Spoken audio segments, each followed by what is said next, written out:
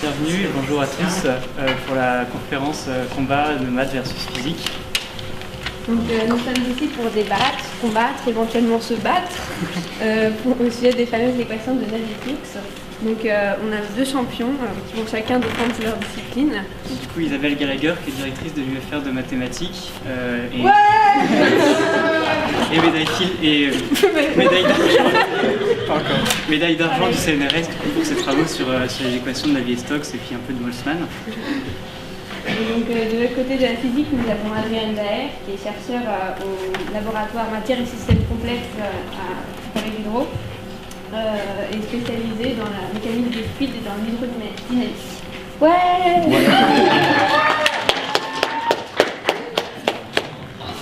Des plans. Bonjour, merci d'être venu. On va vous parler de turbulence. La première question qu'il pose, bien sûr, c'est qu'est-ce que c'est que la turbulence? Alors, je ne sais pas si vous avez déjà pris l'avion, je pense que vous avez peut-être connu un moment un peu de panique quand le pilote vous dit attention, il y a des turbulences, et là en général il y a un silence horrible au moment que ça se passe. On n'aime pas trop ça, la turbulence en général. Si vous êtes comme moi, vous n'aimez pas trop le bateau non plus, la turbulence je n'aime pas non plus. Et il y a d'autres moments où on peut rencontrer des turbulences, par exemple dans des amphis, de temps en temps, c'est rare, mais parfois. Par exemple là vous avez typiquement c'est l'amphi Pied-Nicolas, où vous avez des zones où c'est assez agité, d'autres zones où c'est assez calme. Et la turbulence, c'est un peu ça. On va essayer de vous expliquer comment décrire ces phénomènes. Alors, on pourrait dire pourquoi c'est intéressant. Par exemple, la prévision météo, c'est clair, je pense que bien sûr les techniciens pourront expliquer ça mieux que moi, certainement. On y bien. En tout cas, pour la météo, il faut comprendre comment les nuages évoluent, quelle perturbation va arriver bientôt. On peut comprendre ça et c'est forcément lié à la turbulence. En aéronautique, alors là il y a l'image d'un, je sais pas quoi, un avion qui décolle d'un porte-avions. Et en fait, vous voyez que ce qui se passe, c'est qu'au décollage, il va laisser sur le sol du tarmac du bateau des tourbillons. Et il faut attendre que ces tourbillons se dissipent avant qu'un autre avion puisse partir. Hein, et comprendre le temps que ça va prendre à se dissiper, il faut comprendre la turbulence. Ça, c'est important dans les aéroports aussi, hein, quand un Boeing ou un bus décolle, il va parfois laisser des tourbillons comme ça, il faut attendre qu'ils s'en aillent avant de faire partir un nouvel avion. Donc c'est important de comprendre ce genre de phénomène. Alors, très bien, on va le faire, hein, les scientifiques, on va étudier la turbulence. Alors, la question, c'est est-ce que c'est facile, est-ce que c'est dur? Alors, pour répondre à cette question, ce que j'ai fait, c'est que j'ai demandé à un physicien de me répondre, un physicien qui est assez connu, qui s'appelle Heisenberg. Alors, c'est pas celui de Paul Dirac, c'est l'autre. Donc, il est là. Donc, en fait, c'est surtout un physicien de mécanique quantique, le pape de la mécanique quantique. Et donc, vous avez dit, avant ma mort, j'espère que quelqu'un clarifiera la mécanique quantique. Super, alors c'était lui quand même un des fondateurs. Mais il a dit aussi, après ma mort, j'espère que Dieu m'expliquera la turbulence. Donc, on en est là. Alors, c'est clair que les physiciens, c'est pas Dieu. Les matheux, pas trop non plus, je pense. Hein. Donc, on ne va pas y arriver, c'est ça qu'on va vous dire tout de suite. On ne va pas vous expliquer la turbulence. Mais on va essayer de vous expliquer pourquoi c'est compliqué, pourquoi c'est dur, et pourquoi il y a des équations en plus derrière qui sont très jolies, qu'on a envie de résoudre malgré tout. Alors, un petit transparent. Image. Ouais, je vais rajouter juste 2 images. Alors, il y en a une qui effectivement a un coulant turbulent.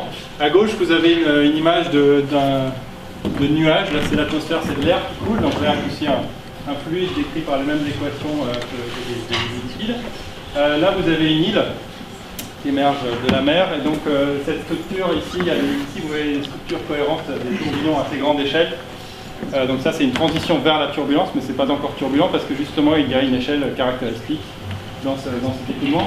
Là à droite, vous voyez qu'on commence non turbulent près de la flamme d'une bougie, l'air chaud qui monte, et on devient ensuite, il y a un écoulement complètement désordonné qui s'installe. Et donc c'est ça, l'état désordonné, dépendant du temps et avec beaucoup d'échelles, c'est ça qu'on appelle la turbulence.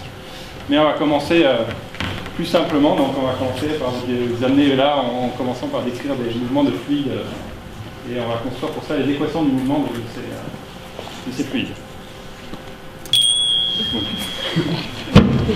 Du coup là c'est la fin du round 1, fin du round 0 d'introduction. Et donc on va passer au premier round qui va consister du coup à poser les équations de Stokes et de voir comment est-ce qu'on va faire pour manipuler ces fluides. Alors voilà, on a un fluide, par exemple l'air, l'atmosphère, si vous voulez. La question qui se pose, c'est comment est-ce qu'on peut mettre ça en équation. Et ça, c'est pas évident, en fait. Pendant très longtemps, on n'a pas pensé qu'on pouvait faire des équations pour modéliser quoi que ce soit. Donc l'idée de mathématiser un phénomène physique, c'est quelque chose qui est arrivé au XVIe, XVIIe siècle, Galilée, pendant un moment. Et forcément, ça va être un petit peu compliqué. Pourquoi ? Parce que si vous voulez expliquer comment un fluide évolue dans l'espace, l'espace c'est quoi? C'est au moins 3 dimensions, on va dire pour nous, c'est la physique. Donc l'espace c'est on va dire la longitude, l'altitude, l'altitude, c'est les 3 dimensions. Et le fluide en plus il dépend, quand on va le mesurer, on va le regarder, ça va dépendre du moment où on le mesure. Donc il y a 4 variables en fait. Pour décrire votre fluide, les choses qu'on va décrire, la température, la densité, etc., vont dépendre de, on va dire, x1, x2, x3, les 3 coordonnées de l'espace. Et le temps qu'on va péter, donc au moins 4 variables. Et comment on va décrire le fluide, c'est une question. On verra, on va réfléchir doucement. En tout cas, quelle que soit la variable, la fonction qu'on veut chercher, par exemple la température, on va dépendre de ces 4 variables, elle dépend de manière un petit peu compliquée, forcément. Hein, et vous savez tous que une façon de regarder comment une fonction varie, c'est calculer sa dérivée. Et comme là, on va la dériver par rapport à toutes les variables qu'on a à disposition, x1, x2, x3 et t, ça s'appelle les dérivées partielles. Vous avez déjà entendu parler des dérivées partielles. Premier rang principe, oui, c'est normal. C'est bien. D'accord, il n'y en a pas beaucoup. Donc, en fait, c'est pas grave, c'est juste une dérivée. Les dérivées, vous savez tout ce que c'est là pour le coup. Une dérivée partielle, c'est je décide que je dérive par rapport à x1, ou par rapport à x2, ou par rapport à x3. Je ne vais pas dériver par rapport à tout en même temps. Une dérivée partielle, c'est juste j'ai une fonction qui dépend de plein de variables et je m'amuse à la dériver dans un sens ou dans l'autre, suivant Ensuite, alors un fluide c'est compliqué forcément, notamment par ce qu'on appelle la pression. Alors ça, on sent ce que c'est la pression, et ça a pris des années à rentrer dans une équation cette notion de pression. On y reviendra pas mal dans cette exposé. Et puis le champ de vitesse. C'est quoi la vitesse? On sait tous ce que c'est que la vitesse.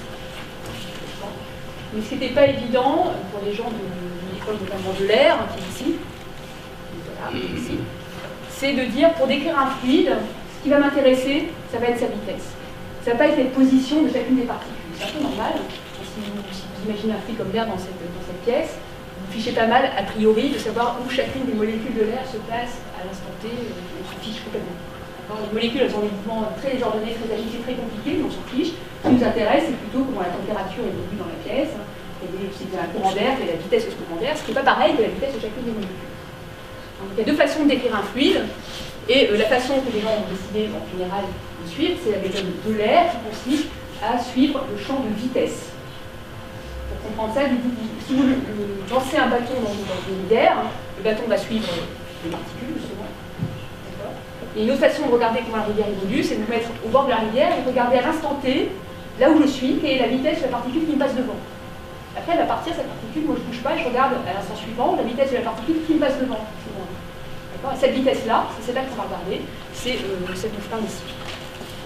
Alors, Euler a écrit ses équations en 1755. Les équations de l'air, c'est les équations fondamentales de la dynamique des fluides. On va parler de fluides aujourd'hui. Alors, je crois que Adrien va en parler un petit peu. Je vous laisse parler du tout. Pourquoi ils ont écrit ces équations? Oui. Voilà. Donc, en tout cas, il vous expliquera pourquoi il a écrit ces équations-là, Euler.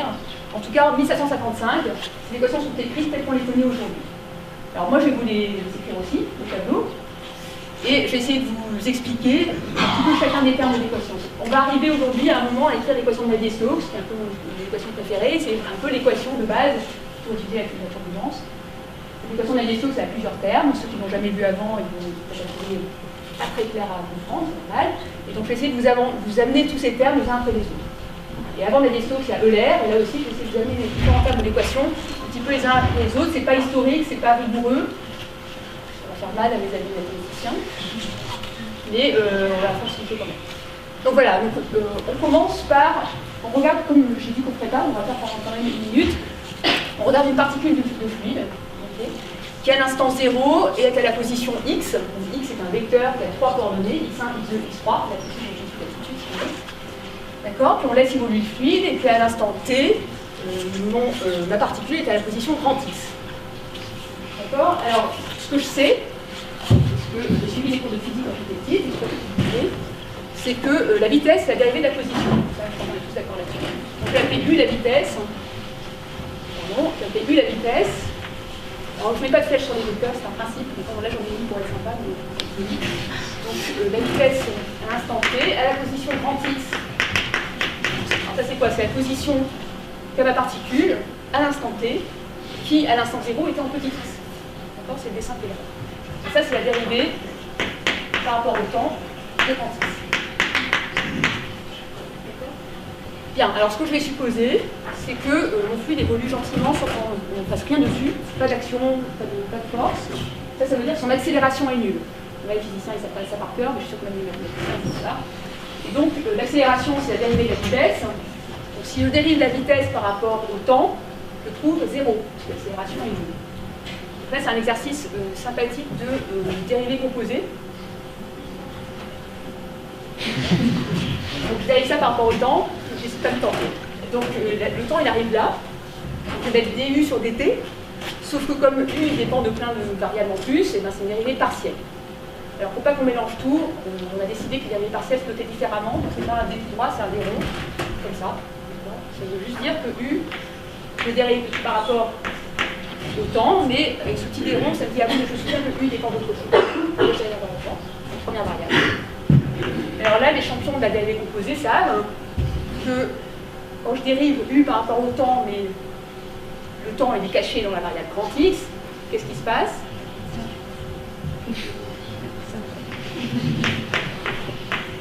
Alors c'est quoi? Je dérive ce X par rapport au T, genre en trigger,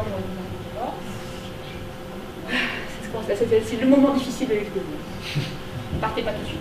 Voilà, alors imaginez que X c'est une variable, c'est X1, dans ce cas-là vous faites la dérivée de X par rapport au T, par rapport à T, multiplié par la dérivée de U par rapport à x. D'accord, là ça va être un peu moche, donc je ne peux pas faire ça parce que c'est trop moche. Donc on va dire que c'est la somme des coordonnées. On est en 3 dimensions, somme ça va. Vous dites quand ça ne va plus. Et hop, et ici. Égale 0. Là c'était le passage un peu technique, hein, c'est un peu turbulent. Et on a presque fini, je suis pas sûre.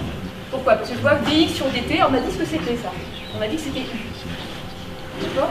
En fait, l'équation, c'est pareil que de dire, je dérive par rapport au temps, plus, alors là, qu'est-ce qu'on reconnaît quand même? On reconnaît que je somme sur i, xi fois dui. dui sur dt, c'est du. D'accord? Ça, c'est un produit scalaire. Hein. Quand je fais des produits de coordonnées, c'est un produit scalaire. C'est le produit scalaire de quoi? Eh bien, de u, ça c'est ui, avec des dérivés, d sur dx1, d sur dx2, d sur dx3, de u. Ça, c'est un nom, ça s'appelle un gradient. Le gradient, c'est juste le vecteur. Je dérive par rapport à x1, je dérive par rapport à x2, je dérive par rapport à x3. Voilà, ça c'est une équation. Ça s'appelle l'équation de l'air. Ça, c'est l'équation de l'air. C'est une équation qui vous dit comment des particules évoluent quand on n'agit pas dessus. Alors, c'est pas tout à fait l'équation de l'air. Pourquoi? Parce que l'air, il voulait décrire des fluides incompressibles. C'est quoi un fluide incompressible? L'eau, par exemple, est incompressible. Donc, c'est un fluide tel que, si vous regardez un élément de volume, ce qui rentre dans l'élément de volume à un certain moment, c'est pareil que ce qui est. Quand vous poussez, ça risque de s'impossible. Et donc, il faut rajouter quelque chose à mon équation pour dire mon fluide est incompressible, ce que je n'avais pas mis ici. Il faut rajouter quelque chose. Et voilà, ce qu'on rajoute, c'est cette formule qui est là, c'est comme ça. C'est la formule de Stokes, qui doit vous dire ça, on a déjà le voir. Essentiellement, elle vous dit quoi cette formule? Elle vous dit, pour que le fluide soit compressible, la variation de la vitesse dans la direction x1, U1 dans la direction x1, plus la variation de U2 dans la direction x2, plus la variation de U3 dans la direction x3, ça s'appelle 0. De cette façon, elle est compressible. C'est ce qu'on vous dit ici, et c'est le gradient scalaire U, si on veut, égal 0. Alors le problème, c'est que vous pouvez faire ça en type d'exercice. Si vous calculez la divergence, de cette équation, la divergence, c'est l'égalé par rapport à x. Je peux la rentrer dans la tablette par rapport au temps, ça c'est là. Mais 0, parce que la divergence de U est nulle. Par contre, la divergence de ce truc-là, ça ne fait pas 0. Il n'y a aucune raison pour faire ça. Donc cette équation-là, c'est pas une équation pour un fluide incompressible, parce que juste ça ne marche pas, la divergence de U ne reste pas nulle. Et donc l'idée de l'air, l'une des grandes idées de l'air, c'est de dire qu'il faut garantir l'incompressibilité du fluide en rajoutant une nouvelle inconnue qui est la pression. D'accord? Et donc l'équation de l'air, autrement dit, la revoilà, dit autrement. L'équation de l'air, c'est simplement que vous prenez l'équation de Newton. La masse fois l'accélération égale le temps de force. Alors moi je fais des maths, donc j'ai connu des constantes sur 1. Ce qu'on vient de voir, c'est l'accélération, c'est le truc qui est à gauche. D'accord? C'est exactement ça le calcul qu'on vient de faire, c'est l'accélération. C'est ce truc-là. Maintenant, si on veut, on met des forces, par exemple la vitesse que vous voulez, c'est vous qui choisissez. Pour ajouter la compressibilité, et là, on vous dit oui, mais si je veux garantir la compressibilité, il faut que je mette un gradient de pression. Okay, c'est la seule façon de garantir que ma divergence va rester nulle. Pourquoi? Parce qu'un gradient, c'est un truc orthogonal au nombre de divergence U. Donc, gradient scalaire U égale 0, c'est orthogonal à gradient U. Bref, en tout cas, voilà l'équation de l'air, et qui est établie en 1755. D'accord? Donc, je ne vous demande pas de la prendre par cœur, pour ceux qui n'ont jamais lu. Vous pouvez juste essayer de retenir que, elle est compliquée, c'est facile à retenir. Pourquoi? Parce que vous voyez que c'est une équation qui fait intervenir des dérivés dans toutes les directions, le temps, x1, x2, x3. Elle est, comme on dit, non linéaire. Pourquoi? Parce qu'il y a du u fois du u. C'est pire que ça, c'est du u fois du gradient u. En général, c'est pas possible pas. Et puis, il y a cette pression qu'on ne connaît pas non plus. Donc, il va falloir calculer. Il y a combien d'inconnus? Il y a U1, U2, U3 et P. P, c'est une fonction. Combien d'équations? La première équation de l'équilibre, en fait, c'en est 3. Parce que U a 3 coordonnées. Donc, la première équation, c'est en fait caché 3 équations sur un vecteur. Et une quatrième équation, déjà, bonne nouvelle, il y a autant d'inconnus que d'équations, c'est en général, on peut espérer pouvoir résoudre. Voilà. Alors, un dernier petit calcul, encore très formel, mais qui est très important. Cette équation concerne ce qu'on appelle l'énergie. C'est quoi l'énergie? En général, quand on vous donne un point matériel qui évolue dans l'espace, l'énergie, c'est m fois la vitesse au carré, où m est la masse. 1 demi. Ici, on a dit la densité ou la masse, c'est 1, parce que sinon, c'est vide. Et puis la vitesse au carré, qu'est-ce que c'est? La vitesse, elle dépend des 3 variables d'espace et du temps. Ce qu'on va faire, c'est qu'on va moyenner la vitesse sur toutes les variables d'espace. Moyenner ça veut dire intégré. Ok? Donc l'énergie chez nous, ça va être l'énergie de U à l'instant T, par définition. C'est un demi de l'intégrale sur l'espace entier, parce que notre fluide, étant mathématicien, on a utilisé dans l'espace entier. On va pas commencer à mettre des bords, c'est pas compliqué. Donc j'intègre dans l'espace entier le module U au carré et j'intègre en x. Donc dx, ça veut dire dx1, dx2, dx3. Alors, un nouvel exercice. Quelle est la dérivée de ce truc-là par rapport au temps? Réponse, c'est écrit là, c'est 0. Alors la question, c'est comment est-ce que je démontre ça? Donc on va le faire. Alors là, encore une fois, les mathématiciens de la salle vont hurler. Enfin, pas encore une fois, ils vont hurler. Parce que ce que je vais faire ici, c'est un calcul qu'on fait sur un brouillon. D'accord? Mais jamais on oserait montrer ça à des gens qui sont un peu rigoureux. Parce que vous avez déjà appris, je pense, qu'on n'a pas le droit, par exemple, quand on a une intégrale et une dérivée, on n'a pas le droit de rentrer dans l'intégrale. Enfin, les physiciens, ça vous n'avez pas le droit. Un peu plus informe, vous n'avez pas le droit. Sauf si vous me convainquez du contraire. Une des difficultés de résoudre ces équations, c'est justement qu'on a du mal à se convaincre qu'on a le droit de le faire. Peut-être que c'est un peu... Mais en tout cas, sur un brouillon, on se permet autant de choses que les physiciens. D'ailleurs, ça s'appelle raisonner à la physicienne. Je dérive par rapport au temps.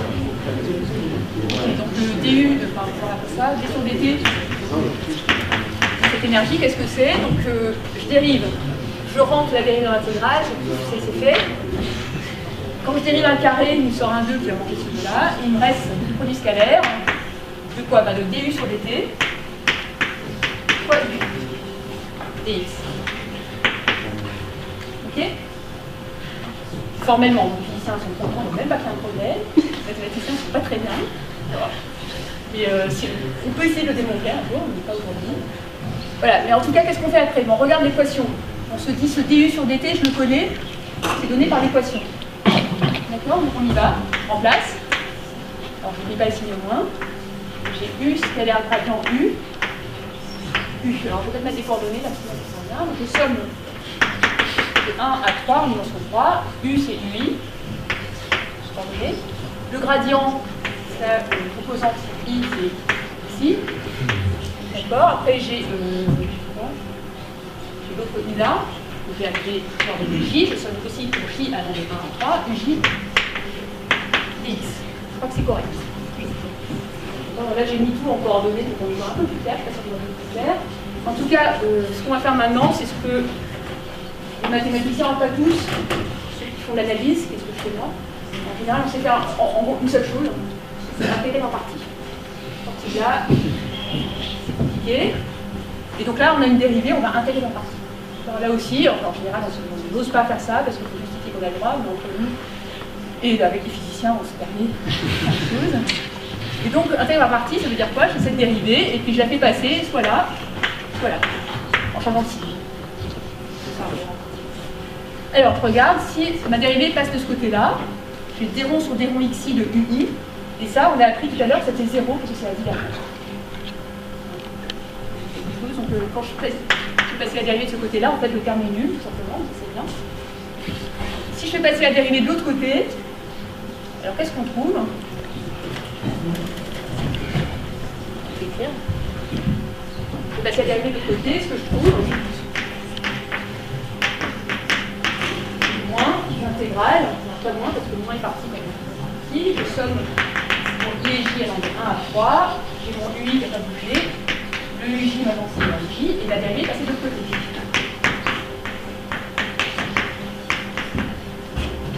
Et qu'est-ce qu'on reconnaît là? On est l'opposé de ce qui est là.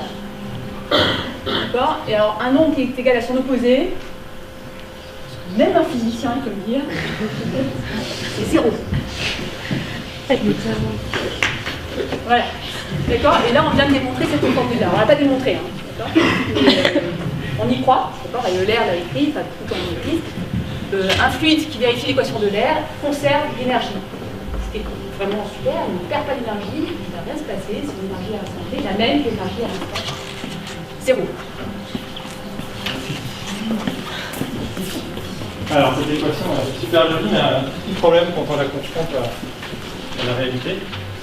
Et on me réclame l'utilisation du micro. On va tenter ça. Est-ce que ça marche? Ça marche. Par exemple, en regardant le vol d'un oiseau, c'est quelque chose une question déjà qui a intéressé les gens, les tournamiasiens au XVIIIe siècle. Pour voler, un oiseau a besoin d'une force qu'on appelle la portance qui va compenser son poids, pour qu'il puisse se maintenir en l'air. Donc cette force, elle agit perpendiculairement à sa direction de mouvement. Et il y a une deuxième force qui est la force qui est dans le sens du mouvement, qui s'oppose au mouvement, qui est la force de traîner, que j'ai symbolisé ici avec une flèche rouge.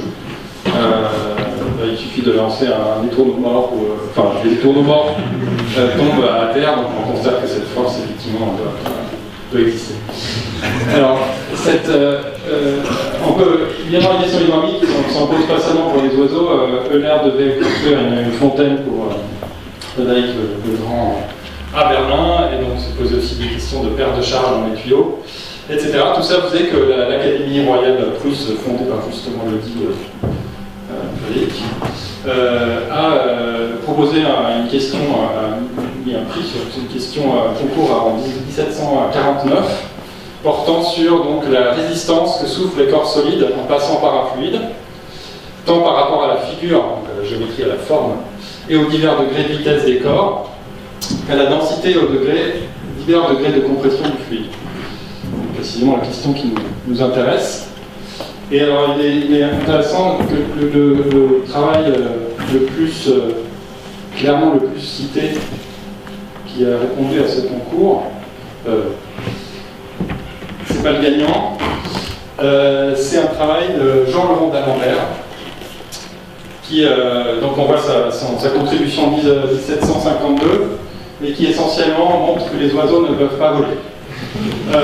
Donc dans ce cas, dans un écoulement supposé irrotationnel, et donc obéissant aux équations de l'air, on appelle ça un fluide parfait, la portance et la traînée sont toutes deux rigoureusement nulles. Donc, maintenant, on formule ça un mémoire publié un peu plus tard. C'est donc le paradoxe proposé aux géomètres, traduit en mathématicien, sur la résistance des fluides.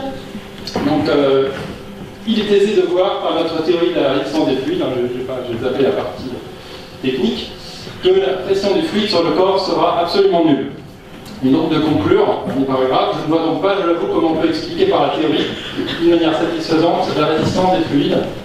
Il me paraît au contraire que cette théorie, traitée approfondie avec toute la rigueur possible, donne, au moins en plusieurs cas, la résistance absolument nulle. Paradoxe singulier que je laisse à éclaircir aux géomètres. Et donc, pour enfoncer le clou, donc ce que je viens de montrer à l'envers, donc ce qui est étonnant, c'est que à gauche, vous avez une image d'un champ de vitesse ici autour d'un fluide qui s'écoule autour d'un cylindre. Et en couleur, vous avez la pression dans le liquide. Rouge est en surpression à l'avant et à l'arrière de l'objet, et bleu, signalant que sur le côté de l'objet, la pression est plus faible que la pression loin du corps. Donc la solution de l'équation de l'air prédit donc, si vous regardez la pression qui est ici sur l'axe vertical en fonction de l'angle azimutal, pression prévoit un maximum à l'avant, ensuite on descend à 90 degrés sur les côtés à un minimum de pression, pour remonter, 180 degrés c'est l'arrière, à un maximum, et bon, par symétrie vous avez la suite de... expérimentalement en fait l'écoulement ressemble jamais à ça, il y a beaucoup de cas où c'est ça qui était surprenant, les équations ne sont pas si mauvaises que ça, parce que souvent, au propos d'écoulement, la solution de l'air décrit bien la manière dont le liquide s'écoule autour du corps. Pas ici pour le cylindre, dans le cylindre, donc à faible vitesse, vous avez ces zones de recirculation, à forte vitesse, vous avez même une zone ici précisément turbulente, ce qu'on appelle un sillage derrière le corps, qui donc dissymétrise totalement l'avant, donc l'écoulement est incident de gauche ici, l'avant de l'arrière du cylindre. Et donc si vous mesurez la pression expérimentalement, vous trouvez bien la solution fluide parfait à l'avant, mais à peu près sur le côté, la solution soudainement décroche et vous avez une pression essentiellement constante à l'arrière, qui fait qu'une fois que vous faites la somme, enfin l'intégrale de la pression sur le corps, c'est comme ça qu'on va savoir quelle est la traînée ou la force qui agit sur le corps, il y a la pression qui agit de tous les côtés. Je somme toutes les contributions et vous voyez bien que pour une courbe aussi symétrique que celle calculée par rapport à un fluide parfait, on obtient 0. Enfin, vous le voyez bien, après, le mathématicien peut faire un joli calcul pour vous le montrer. Mais vous devinez peut-être aussi qu'avec une courbe comme celle-ci qu'on observe expérimentalement, on risque fort peu de trouver par hasard 0, et de fait on trouve une traînée manuelle. Alors, non seulement on peut avoir une traînée sur un cylindre, mais en plus, on peut aussi avoir de la portance. Je vais vous montrer ça. Je vais éteindre le micro parce que ça va faire du bruit. Je vous ai apporté ceci, un aspirateur. Qui permet de souffler de l'air. Et j'allume. Alors il n'y a pas grand chose à expliquer avant, donc je ne pourrai plus beaucoup parler, il faut s'allumer je pense, mais je mets cette balle dans le jet qui sort par là.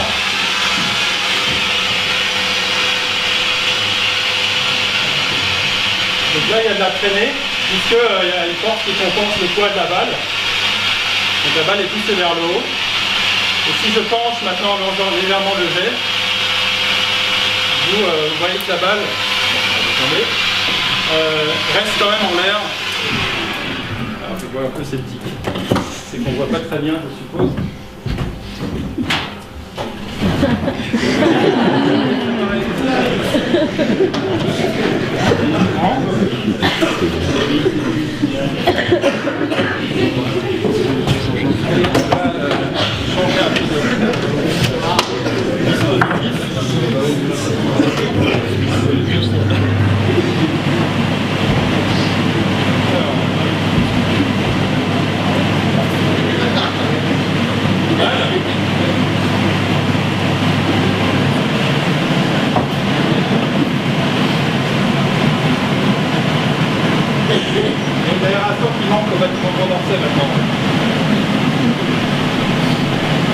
Et donc ça marche aussi. Ça marche, y compris quand on commence à pencher sous le jet.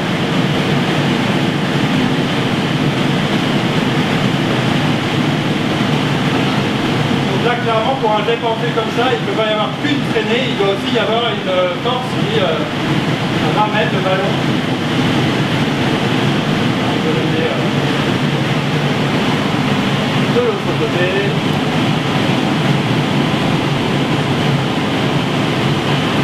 Pour montrer que c'est symétrique. Hein.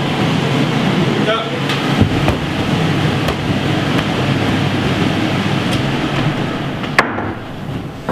Ça c'est intéressant parce que c'est pas complètement évident que sur un corps aussi symétrique qu'une sphère, il puisse y avoir une force de portance. Ça fait, alors selon les cas, ça fait l'effet Magnus, l'effet Coanda, Bernoulli, enfin il y a plusieurs noms associés à cet effet que je viens de vous montrer. Je reprends le microphone. Et donc ces équations de l'air ne contiennent pas cet ingrédient. Les géomètres auxquels D'Alembert a posé le problème, donc je vous traduisais par mathématicien, c'est pas qu'ils ont tourné les pouces, il y a eu Cauchy, Poisson, pas mal de gens qui ont fait des progrès sur la mécanique des fluides en général, mais il a fallu attendre un nouveau siècle, un demi-siècle plus tard, plus d'un demi-siècle plus tard, que des physiciens fassent un peu avancer les affaires, à savoir Claude Louis-Navier et Sir George Gabriel Stokes, en Angleterre, et qui introduisent un terme, enfin qui introduisent la viscosité d'un liquide dans les équations. Donc partant d'une observation très simple, c'est quand vous tirez une plaque dans un fluide, il faut vaincre une traînée, même si le mouvement se fait parallèlement à cette paroi, par exemple, même si si la plaque est très très fine. Et cette force, elle se trouve être proportionnelle à la vitesse U, elle se trouve aussi être proportionnelle à l'aire de la plaque. Normal, vous prenez deux plaques, vous mettez côte à côte, vous avez le double de la force. Et elle est inversement proportionnelle à la distance, donc le D c'est la distance entre la plaque et la paroi ici, parce qu'en fait il se trouve que les vitesses de liquide s'annulent sur les corps solides. Et donc souvent on remet cette forme constatée expérimentalement sous une forme, on parle de contrainte, on parle de force par unité de surface, c'est la contrainte. Et on constate que cette contrainte est proportionnelle à ce qu'on appelle le gradient de vitesse, donc avec la vitesse divisée par la distance. Ici en l'occurrence c'est un gradient linéaire, donc ce rapport est la même chose que la dérivée. Et le facteur de proportionnalité de cette relation linéaire est ce qu'on appelle la viscosité. Donc c'est quelque chose que vous mesurez expérimentalement, pas forcément dans cette géométrie, mais c'est quelque chose qui est c'est calculé tout juste pour un gaz, et sinon sort de l'expérience. Alors c'était pas complètement évident qu'il faille quelque chose comme ça, parce que là en fait les feuillets, si vous voulez, de liquide bougent parallèlement les uns aux autres et ne se gênent nullement les uns les autres. Donc ça s'appelle un écoulement laminaire. Lamina, c'est le feuillet justement, parce que tous les lignes de courant ici sont parallèles les unes aux autres. Mais il y a une... En fait, c'est parce que la matière à petite échelle est moléculaire et qu'il y a des phénomènes de diffusion, qu'on a un transport de quantité de mouvement, parce que les particules, les molécules qui constituent le liquide, leur vitesse n'est pas complètement alignée avec la vitesse de l'écoulement. Et donc vous avez des particules qui changent de couche, qui montent, qui descendent par diffusion. Et donc il y a des particules rapides par exemple qui vont d'une couche, une couche plus rapide vers une couche plus lente, tandis qu'une particule plus lente rejoint la couche plus rapide, et tout ça, ça fait perdre de la quantité de mouvement à la couche la plus rapide au bénéfice de la couche plus lente. Donc vous voyez comme ça que par échange, la quantité de mouvement est lentement équilibrée entre les différentes couches. Et si on fait un bilan sur la couche du milieu, donc ici, vous voyez au centre, je suppose qu'elle a une petite épaisseur dy. La couche subit par le haut une force, une contrainte par unité de surface, donc une force par unité de surface, qui est proportionnelle, ça c'était le constat expérimental avec la viscosité ici en facteur, proportionnelle à la pente du grade de ce profil de vitesse. Et qui t'attire donc vers la droite parce que la couche du fluide du haut va plus vite, et la couche du bas, elle allant plus lentement, va freiner cette couche intermédiaire, donc sa contrainte, la force qu'elle exerce sur la couche du milieu est dirigée vers la gauche, à la même dépendance, sauf qu'ici justement c'est le gradient à cette frontière ici qui compte. Et si vous faites la somme des deux contributions, ça devrait correspondre à l'accélération de la couche. Donc ici on a repris l'expression qu'on avait précédemment. Donc l'accélération c'est la dérivée de la vitesse par rapport au temps, donc partielle parce qu'effectivement la vitesse varie dans l'espace. Et donc voilà, en tant que physicien, on a divisé par dy, on sait que c'est déjà petit. Et tout ça nous donne la dérivée de la contrainte verticalement. Et si vous substituez à l'intérieur de la contrainte, cette expression, la contrainte elle-même est proportionnelle à la dérivée de la vitesse, et du coup vous arrivez à une conclusion que l'accélération de la couche et le freinage de la couche en l'occurrence est quelque chose proportionnel à cette fameuse viscosité fois la dérivée seconde de la vitesse dans la direction transverse. Ici, alors si ça c'est un raisonnement sur un écoulement en couche, vous pouvez faire la même chose un peu proprement à 3 dimensions, et vous trouvez qu'il faut juste sommer les 3 contributions des dérivées secondes selon x, selon y et selon z. Et c'est l'opérateur laplacien qu'on note ici avec un delta majuscule grec qui représente cette opération.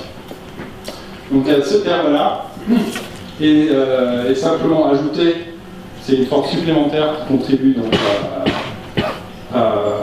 qui va affecter l'accélération du liquide. Donc vous avez ici, j'ai repris les équations de l'air. vous avez la compressibilité qui reste inchangée. Et l'accélération maintenant est donc influencée par 3 forces. Il y a les forces extérieures, la gravité par exemple, la pesanteur,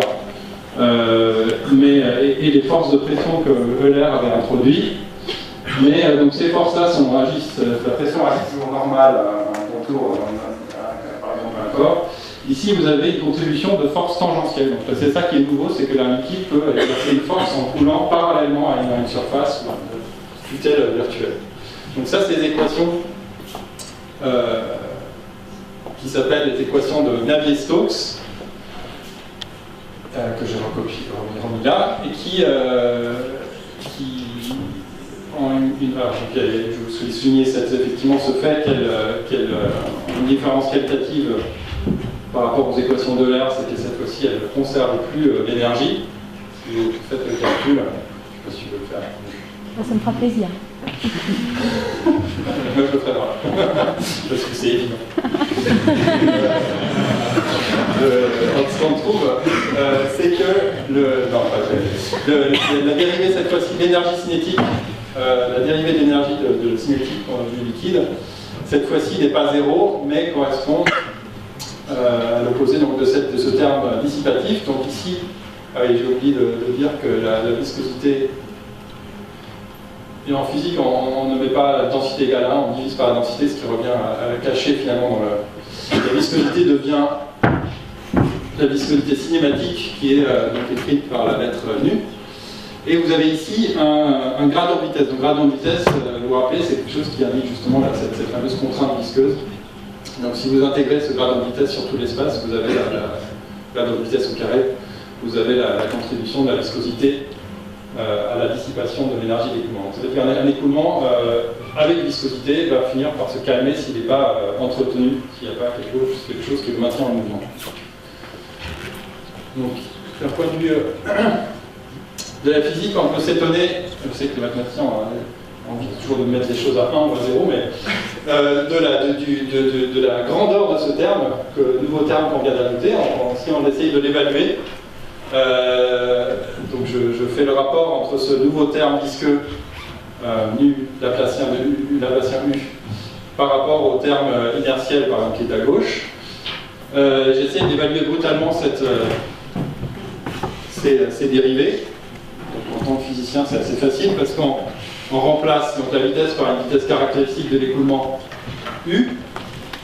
Et donc, si on a un corps qui bouge à travers un fluide, la seule échelle pertinente de cet écoulement, c'est la taille de l'objet, qui va être une taille typique L. Et donc, en fait, les changements de vitesse vont se faire à peu près sur une distance L. Donc, le gradient devient 1 sur L, et le laplacien devient 1 sur L au carré.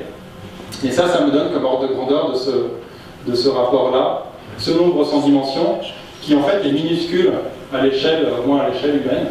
Si j'évalue ça pour un nageur, je trouve quelque chose qui est inférieur au billionième. Donc ça veut dire que le nageur, si ce n'était qu'il avait la viscosité pour la ralentir, une fois qu'il arrête de nager, il continue encore pendant 40 km de grandeur avant de s'arrêter.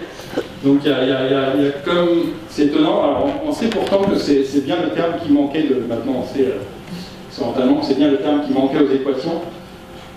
Mais et on peut pas il est tout petit, on ne peut pas le négliger sinon on se trouve face au paradoxe de d'Alembert. Mais il faut comprendre donc comment ce petit terme peut aussi fortement modifier l'écoulement, peut créer par exemple ces sillages importants. Parfois les écoulements continuent à ressembler beaucoup aux écoulements fluides parfaits, il y a des petits changements essentiels dans les sillages des objets. Alors ce qui change évidemment, un deuxième changement qualitatif, non seulement la non-conservation d'énergie, mais un gros changement plutôt du caractère de l'équation, c'est qu'on a cette fois-ci, on n'a plus seulement des dérivées premières comme c'était le cas dans l'équation de R, mais une dérivée seconde, donc ce qui nous fait ce qu'on appelle une équation de dérivée partielle d'ordre 2, et ça change beaucoup les choses d'un point de vue mathématique, et donc on se retourne vers les géomètres. Donc un siècle après d'Alembert, Navier-Stokes pose un nouveau problème aux géomètres, et donc du coup on se tourne vers Isabelle pour savoir ce qui en 150 ans s'est fait sur ce nouveau problème.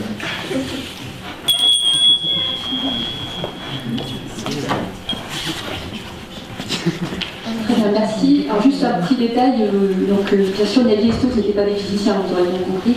Navier était un ingénieur, et Stokes... Physicien appliqué. Physicien appliqué. Ça c'est Navier, mais Stokes je ne sais pas. Voilà. D'autre part, un truc auquel je tiens absolument, c'est que Stokes était irlandais, et ça c'est important pour moi en tout cas, c'est pour ça que j'aime beaucoup cette équation. Voilà.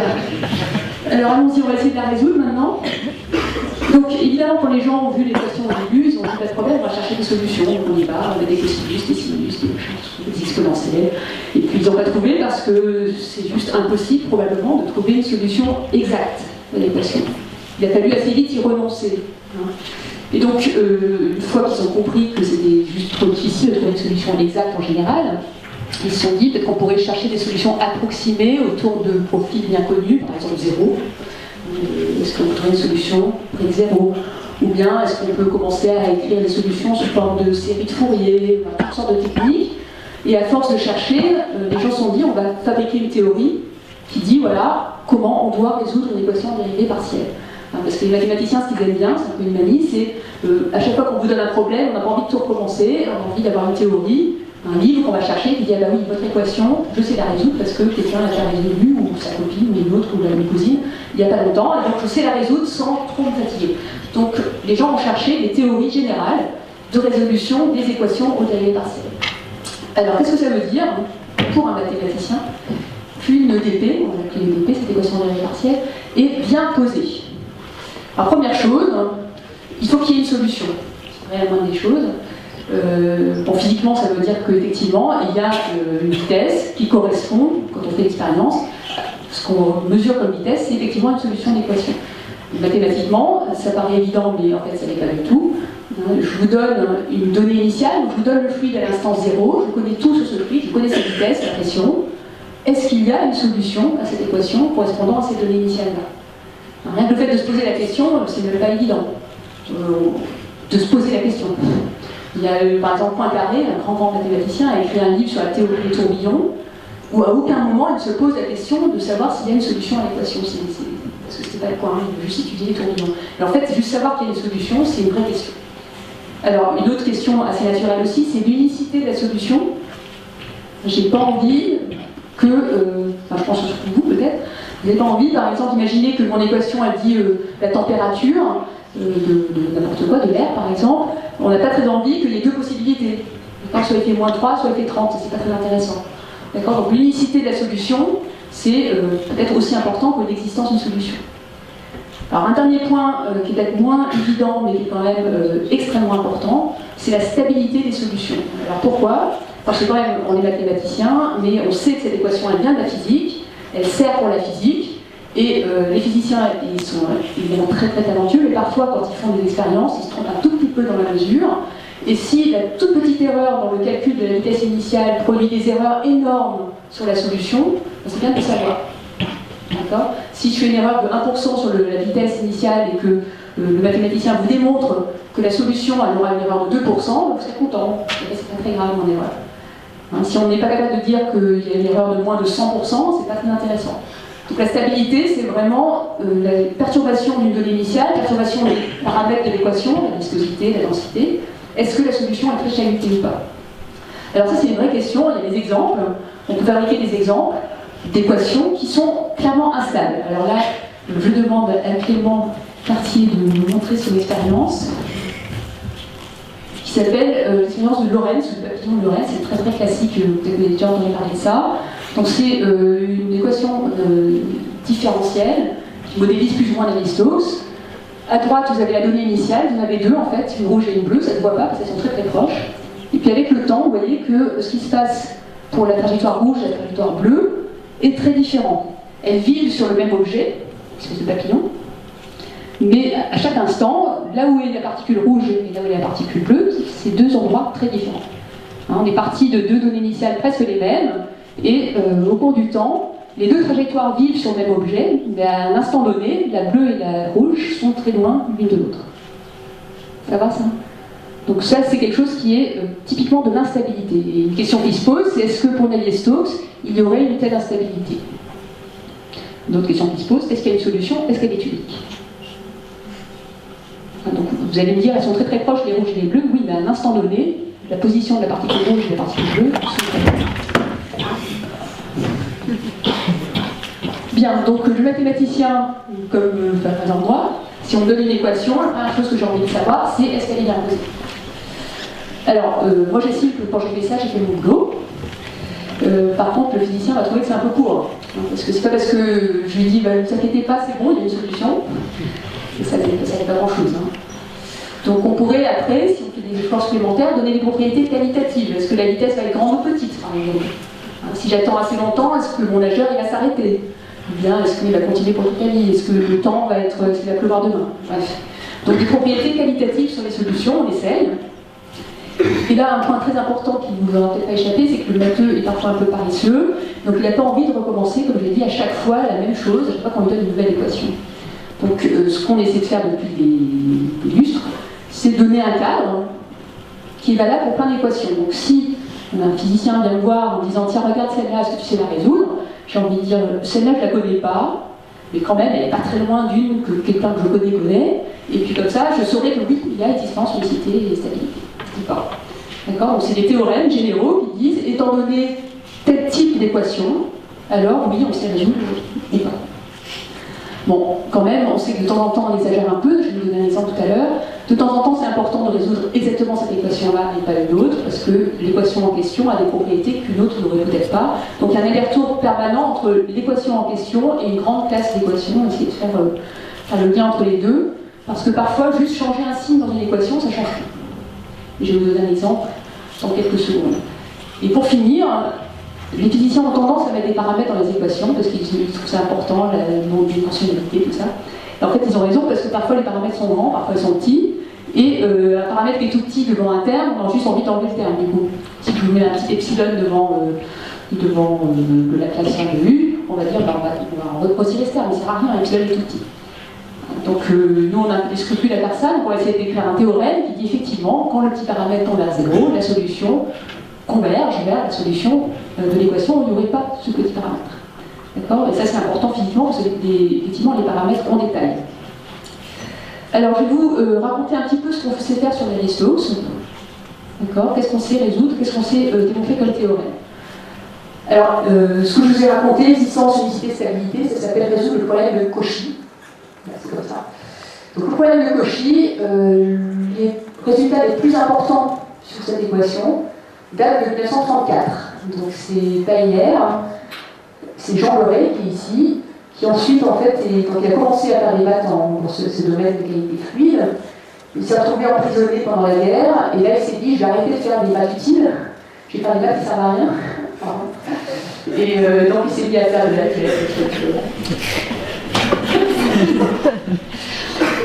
voilà, et il a fait des grands choses dans le domaine aussi, bien entendu, mais c'est dommage pour les analystes. En tout cas, il a écrit un article que je vous recommande, il est écrit en français, il se lit presque comme la bande dessinée qui est devant vous, et qui contient presque tout ce qu'on sait, j'exagère, en plus je me fais du mal en disant ça, mais presque tout ce qu'on sait sur Navier-Stokes aujourd'hui. C'est vraiment très très impressionnant. 1934. Ça dit, comme il n'y a pas tout à fait, les gens continuent à travailler là-dessus, donc je vais mis quelques noms pour vous montrer que c'est une recherche active. On verra d'autres dates plus tard, donc encore aujourd'hui, les gens essaient juste de résoudre cette équation. Alors qu'est-ce qu'ils essaient de faire? Comme je vous ai dit, ils essaient de dire, bah, étant donné une donnée initiale, je suis capable de montrer qu'il y a une solution, qu'elle est unique et qu'elle est stable. Alors, ce que je vais vous raconter maintenant, c'est ce qu'on sait faire sur cette équation. Alors évidemment, comme elle est un peu compliquée, d'ailleurs on ne sait pas faire grand-chose, je ne vais pas vous donner trop de détails, mais je voudrais donner un petit peu l'état d'esprit de quel genre de théorèmes sont connus aujourd'hui sur l'équation de Navier-Stokes. Donc je recopie l'équation de Navier-Stokes, et puis après on va très rapidement la simplifier parce qu'elle est vraiment trop compliquée. Donc là voilà, vous la reconnaissez, ρ égale 1, encore une fois. Bon, ben voilà l'équation. Et maintenant, on va commencer à effacer les termes parce que c'est trop dur. Alors, le premier qu'on enlève, c'est la divergence nulle. On a bien compris que c'est un peu compliqué, c'est lié à la compressibilité, c'est compliqué, donc on l'enlève. Et puis, du coup, si je fais plus de divergence nulle, la pression ne sert à rien. Hein, donc, on l'enlève aussi. C'est plus simple. Là, du coup, ça fait 0. Ok, et ce que j'aime pas trop, finalement, finalement non plus, c'est les dérivés, même si c'est mon métier, donc on va les enlever aussi. Hop. Alors ça commence à être plus simple, parce que du coup, j'ai plus qu'une dérivée en temps. J'ai un u au carré, on va dire, maintenant c'est plus un vecteur, c'est en fonction d'une variable, enfin c'est une composante, u au carré, et puis j'ai moins d'une fois u, ça c'est bien. Donc question, est-ce que je peux résoudre cette équation-là? Donc là elle est mal écrite, donc je vais l'écrire un peu autrement. Donc u, il vérifie l'équation que je viens d'effacer. Alors ça c'est encore trop compliqué, parce qu'il y a 3 termes, il y a une dérivée en temps, il y a un u carré et un u, ça fait trop. On va faire plus simple. Alors, bon, on va mettre des dérois, parce que maintenant c'est plus une dérivée partielle. Alors, qu'est-ce qui serait plus simple? Allez, on va dire un truc comme ça.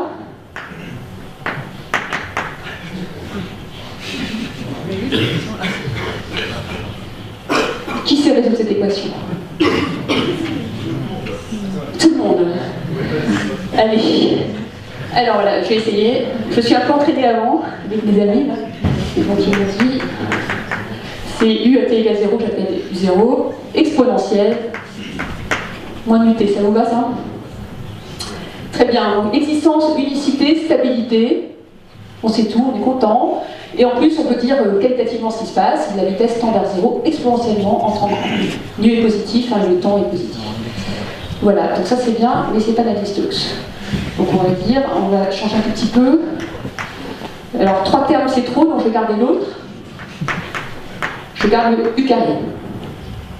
Là aussi j'ai révisé tout à l'heure. Je me suis payé par les amis, c'est pour ça qu'ils sont venus.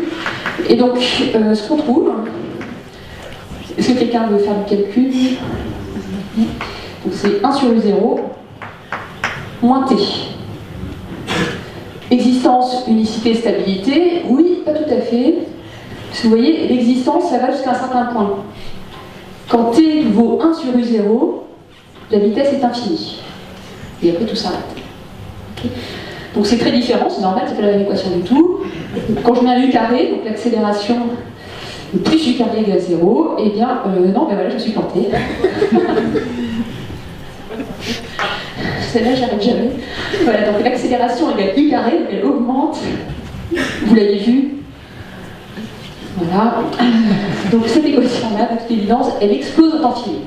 Hein, la vitesse devient infinie au temps 1 sur 0. Alors, la punchline, c'est que si je change le signe, je vous ai dit tout à l'heure, les équations parfois sont sensibles à des petits changements. Donc parfois, c'est important de dire, c'est pas juste une équation avec un u carré, il faut dire c'est une équation avec un u carré, mais il y a un signe devant. Et pourquoi? Parce que si vous faites ça, vous voyez que la seule différence, c'est le signe qui va arriver là. Et là, la solution, elle existe pour tout temps. Elle est unique et stable, mais surtout, elle existe globalement. D'accord, il n'y a pas d'explosion. Elle tend vers 0, la solution, gentiment, comme un 1 sur t, un peu moins vite que l'exponentielle. Mais quand même, juste avoir changé un signe, ça change complètement le comportement qualitatif de la solution. Donc si je veux résoudre Navier-Stokes, il y a un moment, il faudra quand même que je fasse un petit peu attention à ce qui est devant chaque terme. Il ne faut pas faire n'importe quoi. Sinon, on ne va pas pouvoir démontrer le meilleur résultat possible. Bon, alors le problème, c'est que Navier-Stokes, c'est évidemment pas tout ça du tout. Mais ce que je pourrais faire maintenant, c'est mettre tout le monde ensemble déjà. Donc je vais regarder cette équation-là. Moins u carré plus u égale 0. Donc là, nouvel exercice, résoudre cette équation. Allez. Donc je ne sais pas trop, alors on va faire une hypothèse pour commencer. C'est très matheux, hypothèse. Alors, je vais supposer que la donnée initiale, u0, est très très petite. D'accord, très très petite, genre 1/10. Alors, si u0 est très petit, alors u au tout début va être très petit, enfin, forcément. Hein, vous avez toujours un temps tout petit, u va rester tout petit. Alors, comme vous savez tous, si un nombre est très petit, si je le mets au carré, il est encore plus petit. Très bien. Donc, si u0 est tout petit, u0 carré est ridicule, et donc ce truc-là, en fait, de jouer au carreau, c'est cette équation-là qui gagne, et donc vous avez une solution globale qui tend vers 0 exponentiellement vite en grand temps, et tout va bien. D'accord? Si u0 est grand, alors u0 au carré est encore plus grand. Dans ce cas-là, lui, il ne peut rien faire pour vous, parce que c'est u carré qui gagne, et là, la solution va exploser en temps fini. D'accord? Donc la taille de la donnée initiale joue un rôle, Une donnée petite, le u carré, il ne sert à rien. C'est comme si c'était une équation linéaire et on sait la résoudre, globalement. Si la donnée initiale est grande, catastrophe, explosion en temps fini. Alors maintenant, est-ce que, évidemment ça c'était pas Navier-Stokes, l'intérêt c'est qu'on sait la résoudre, mais c'est pas tout à fait ce qu'on voulait. Donc revenons à Navier-Stokes. Eh bien ce qu'on sait faire sur Navier-Stokes, c'est essentiellement pareil, malheureusement. C'est-à-dire que tout ce qu'on sait dire, c'est que si vous avez une petite donnée initiale, c'est-à-dire que vous avez un fluide qui est essentiellement au repos, alors bonne nouvelle, il va rester au repos. Et voilà. Par contre, si votre donnée initiale est quelconque, donc un fluide qui est un peu agité, eh bien, pour un petit temps, il va rester comme il était, et après, on ne sait pas. Hein, ce qui est pire que ce que je vous ai dit là, parce que là, c'est des théorèmes, on sait que ça explose en temps fini, etc. Navier-Stokes, on sait juste dire, sur un petit temps, je sais résoudre, j'ai une solution j'ai une solution unique et stable.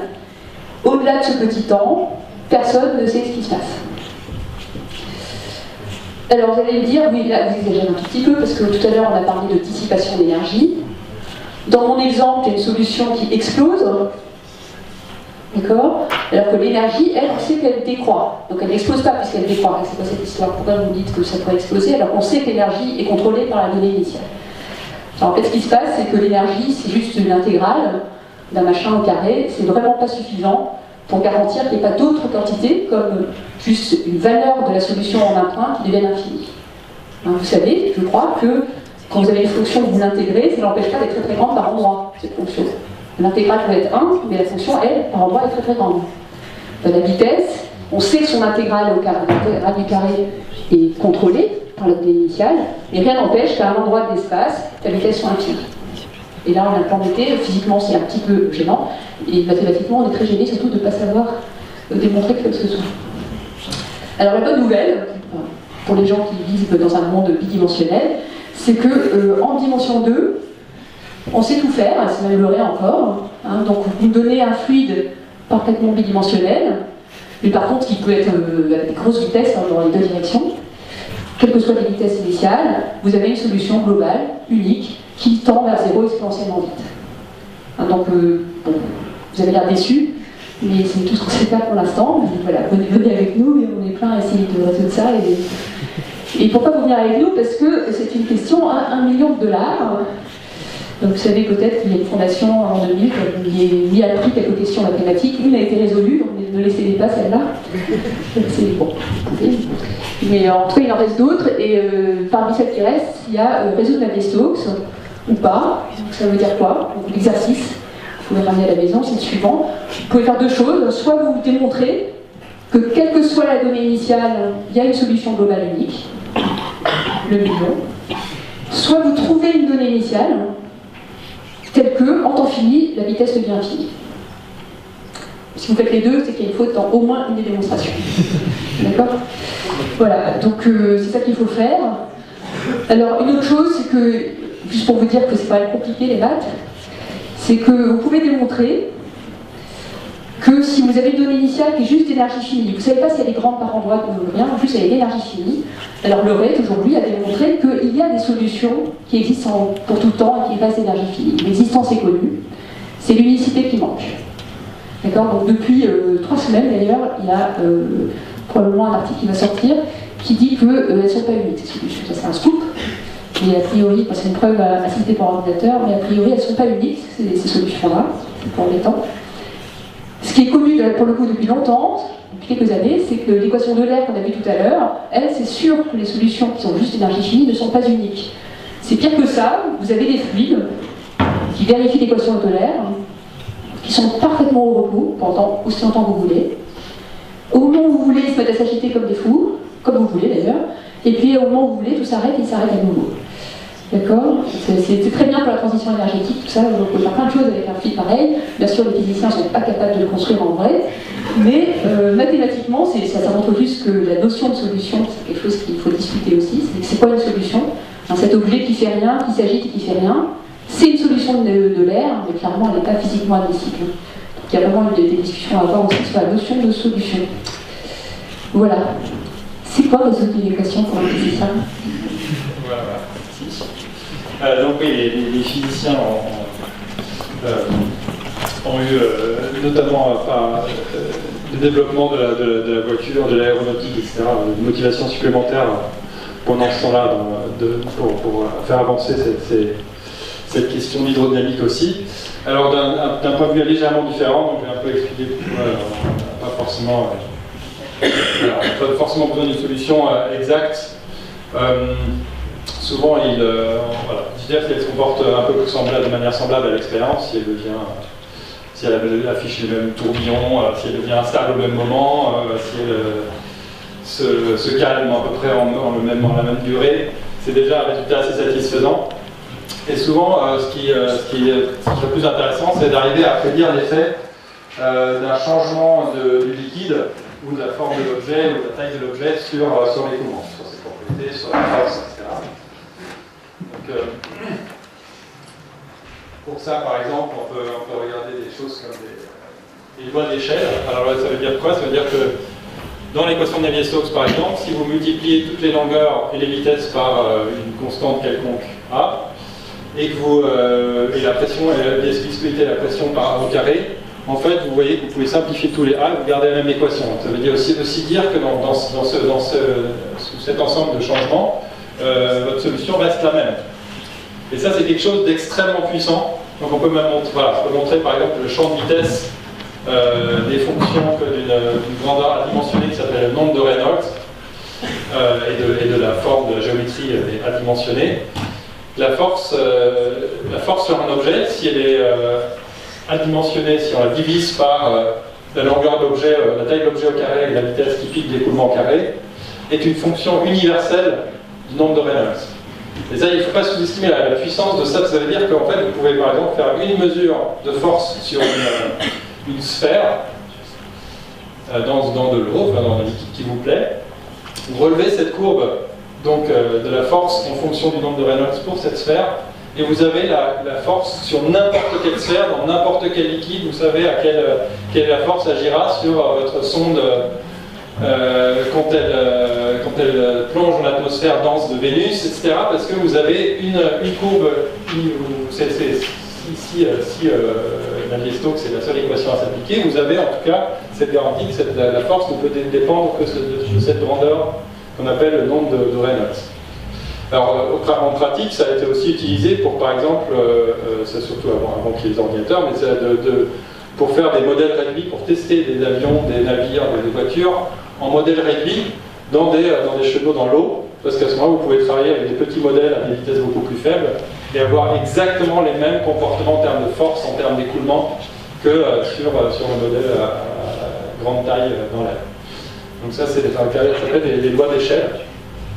Mais la plus grosse révolution, on va dire, en hydrodynamique d'un point de vue physique a été, c'était un an avant les articles de Einstein, donc en 1904, l'introduction par Ludwig Prandtl, un hydrodynamicien, ingénieur, physicien allemand, qui travaille avec Göttingen, qui a introduit une théorie qu'on appelle la théorie des couches limites.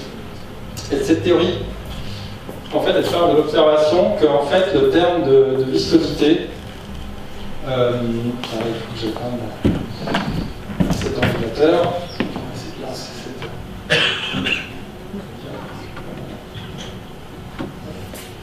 Sur notre écran. La viscosité, en fait, n'agit que sur le film sur la fréquence.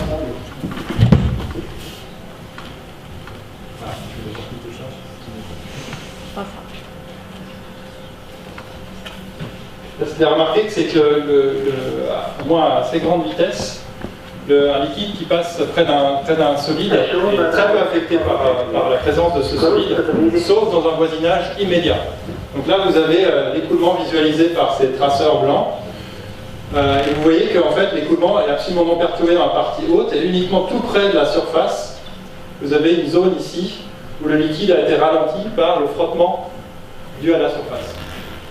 Là, on est sur une plaque à incidence rasante et on va de plus en plus loin du bord d'attaque. Loin du bord d'attaque, vous avez une zone qui est déjà plus large, qui est affectée. Donc avec le temps, cette zone s'élargit, mais elle reste globalement relativement fine.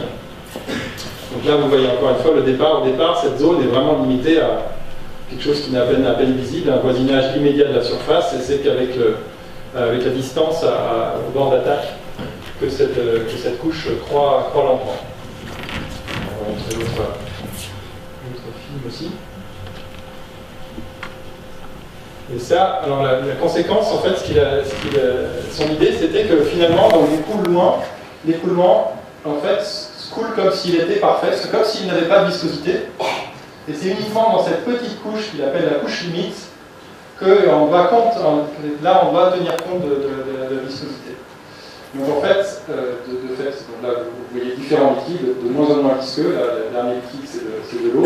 Donc ça va plus vite, et plus vous allez vite, plus cette zone ici, affectée par la viscosité, est mince, est fine. Et donc en fait, vous avez une fine couche ici qui elle est visqueuse. Donc, la viscosité joue vraiment un rôle. Et tout l'extérieur se comporte comme si c'était un fluide parfait. Alors, la conséquence, c'est qu'en fait, on peut du coup traiter.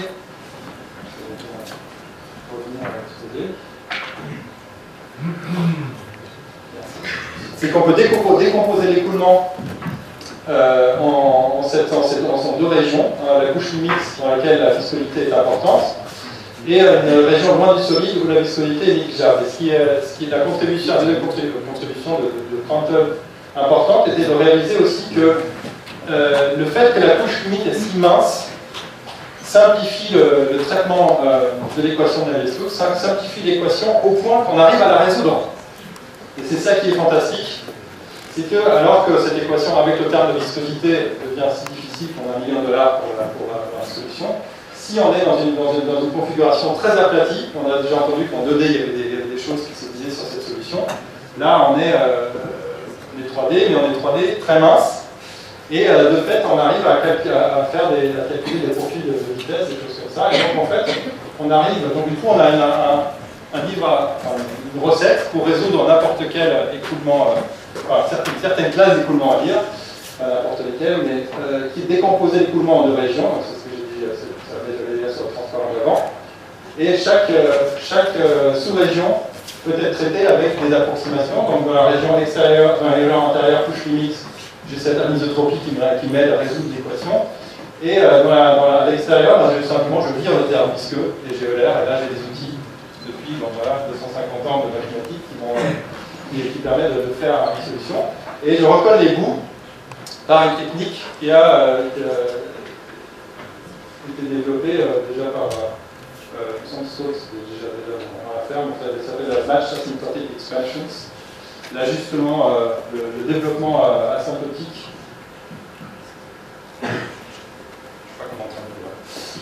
Qu'on recolle, on a deux solutions, une qui va très près de la paroi, une qui va loin de la paroi, et il faut juste les mettre d'accord entre elles, là où elles se rejoignent. Ça, on sait à peu près faire, ça peut être itératif.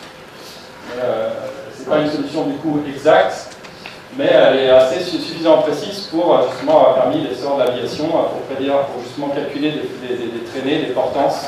Donc pour ça, elle est vraiment suffisamment puissante pour les besoins de ça ne marche pas dans tous les cas, et les choses se compliquent quand l'écoulement développe une zone turbulente tridimensionnelle. Donc là, par exemple, je vais vous donner une idée pour lancer l'un des points qui se lance. Mais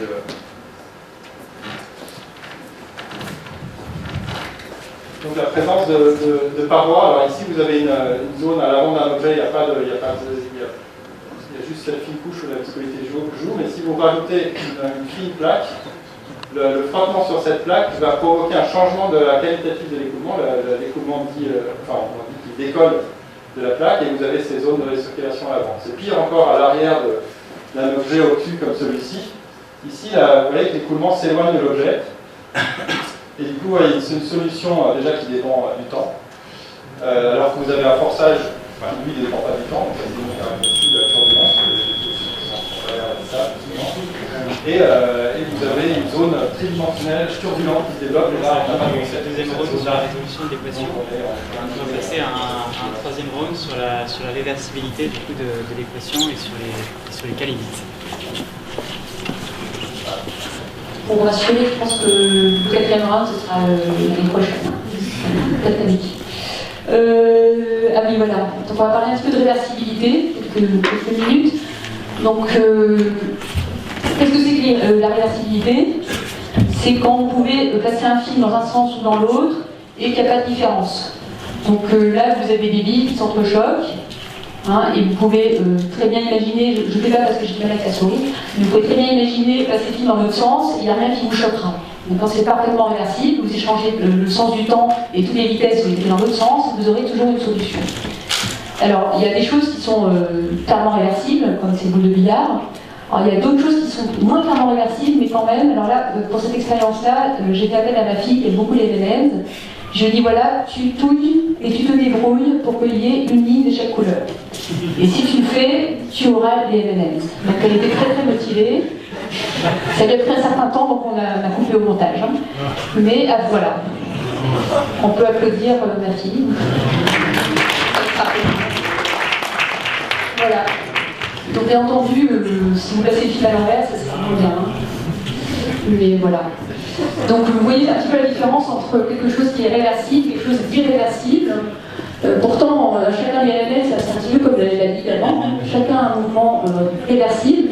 N'empêche que le film, dans un sens ou dans l'autre, on y croit ou on n'y croit pas. Pas comme c'est ma fille, mais j'ai cru. Alors, autre chose un peu du même genre, vous avez des petites billes dans un bocal à gauche, vous en avez 400 je crois. Chacune a un mouvement parfaitement réversible, et vous dites allez-y, faites ce que vous voulez, et elles y vont. Et avec le temps, vous voyez que doucement, à peu près la moitié des particules du réservoir de gauche vont se retrouver dans le réservoir de droite. Hein, donc c'est un petit peu lent, mais vous me croyez, si on attend un tout petit peu, là je brode un peu, et bien vous aurez à peu près 100, évidemment 110, 90 à gauche, et l'autre partie sera à droite. Ce qui est un peu bizarre, hein, parce que n'empêche que chacune de ces particules a un mouvement parfaitement réversible. Hein, chacune des particules va tout droit, quand elle rencontre le bord, elle fait un rebond et elle repart. Vous pouvez passer le film à l'envers de chacune des particules, vous ne serez pas choqué. Par contre, ce film-là, si vous le passez à l'envers, c'est qui l'a fait, et bien vous serez choqué. D'accord, vous direz, c'est pas possible qu'un réservoir se vide entièrement, c'est juste physiquement pas possible. Donc là, c'est un petit peu compliqué, hein, parce qu'on a un phénomène parfaitement réversible du point de vue microscopique. Chacune des particules a un mouvement réversible. Par contre, du point de vue macroscopique, c'est ça qui se passe, c'est irréversible. Hein, donc je ne vais pas passer des heures là-dessus, on peut se revoir là aussi dans 6 mois, je pourrais vous raconter un peu ça, c'est très intéressant. Et ça vous raconte un petit peu ce que c'est que les paradoxes liés à la réversibilité et l'irréversibilité. Je vais essayer de bien vous expliquer ça avec l'expérience. Ouais. S'il est prêt, sinon je crois encore. Mais... Je vais estimer la viscosité de ce glycérol tant que ça se remplit.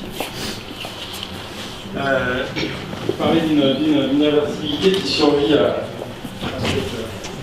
ces considérations précédentes, hein, même si, justement à cause de la dissipation, il y a une chose qui se passe dans cette solution Navier-Stokes, vous supposez l'écoulement très lent, vous négligez tous les termes d'accélération à gauche, vous avez une équation qui s'appelle l'équation de Stokes, justement Stokes avait résolu en certains cas particuliers, qui est une équation linéaire et dans laquelle donc, il y a des symétries qui donc permettent qui montrent qu'en fait la solution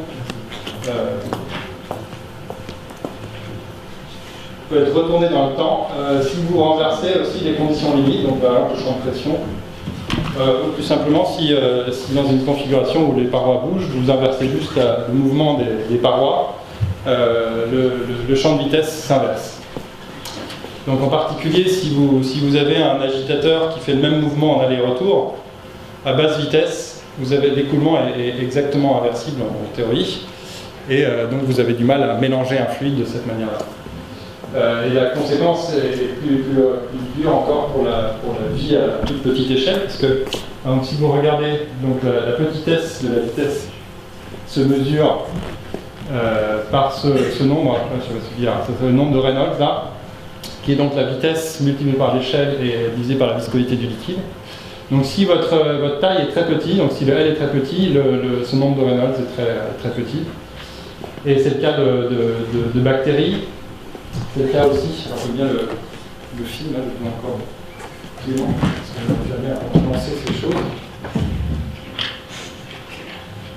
Ça,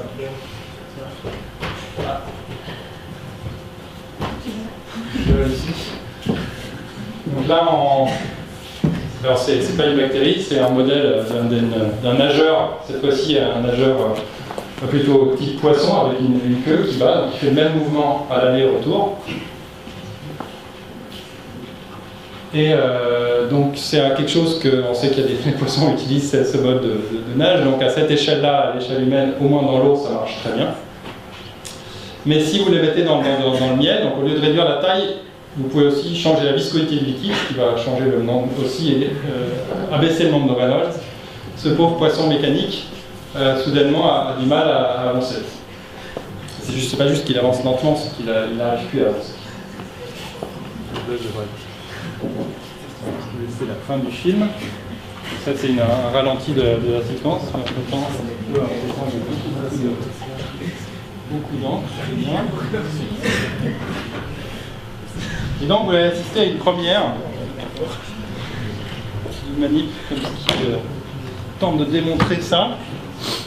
Alors, oui, pour finir, le film vous montre qu'en fait, si vous créez un mouvement qui ne s'inverse pas dans le temps, par exemple, le mouvement un mouvement tire-bouchant marche très bien pour nager. Vous pouvez vous visser dans le liquide parce que justement, vous n'êtes pas dans une séquence où vous faites des allers-retours. Et c'est ça que les bactéries utilisent à petite échelle. Elles ont ce qu'on appelle des flagelles, des longues molécules qui forment une hélice à l'arrière ou à l'avant de la bactérie et qui lui permettent de se propulser de la sorte. Vous pouvez aussi, si vous pouvez nager, alors donc un nageur qui fait le même mouvement à l'aller-retour comme une crevette qui s'ouvre et qui se ferme, elle n'avancerait pas non plus. Mais si vous avez un filament un peu flexible qui n'a pas la même rigidité dans un sens et dans l'autre, vous pouvez faire un mouvement, vous pouvez battre et ça marche aussi parce que vous avez un mouvement qui n'est pas justement juste, qui n'est pas le même si vous renversez le temps. Donc on va regarder si ça marche en pratique. Alors j'ai ici un liquide visqueux, justement pour être sûr d'avoir un nombre de Reynolds, donc un équivalent de petite vitesse, même si j'essaie de ne pas faire durer trop longtemps l'expérience. Donc je verse ce liquide dans une coupelle.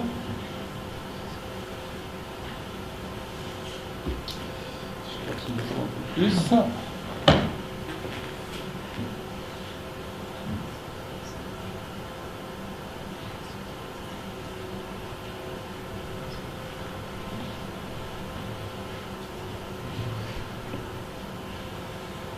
Quelle quantité exactement on va tout mettre.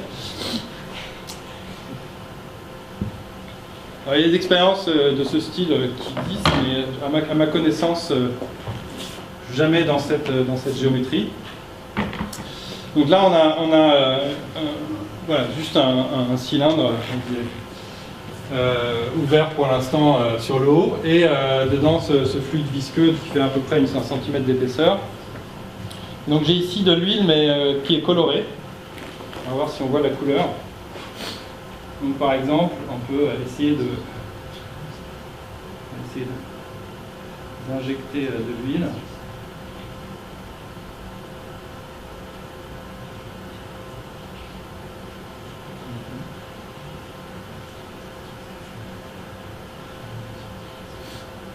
Donc je cherche de l'inspiration.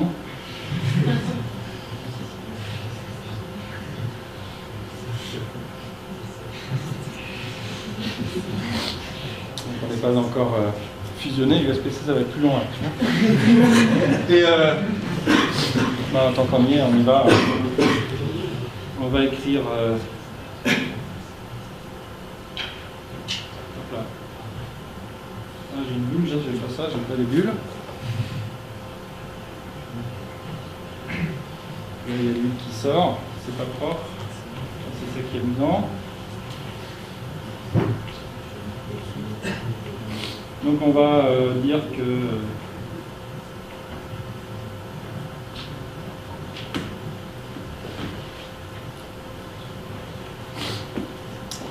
on va regarder ce qui entre les maths et la physique se comporte mieux dans ce contexte. Donc on va dire pour abréger, je fais un phi. Hein. Oula, bon, on va lire, pas ça. Ça arrive là. Je sais pas, faire en sorte que je peux mettre trop de couleurs sur les bancs de l'amphi. Et maintenant, je mets dessus une autre plaque, simplement. Alors là, je vais détruire le bouton. Je vais faire ça gentiment.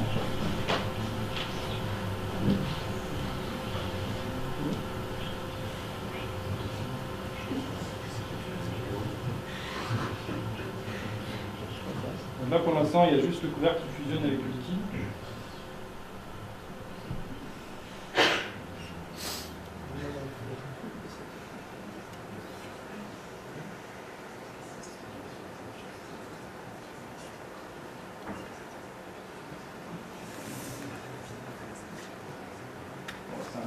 Bavé, mais bon, presque.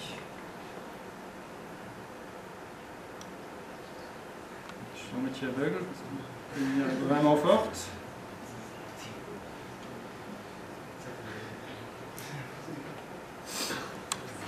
Prêt?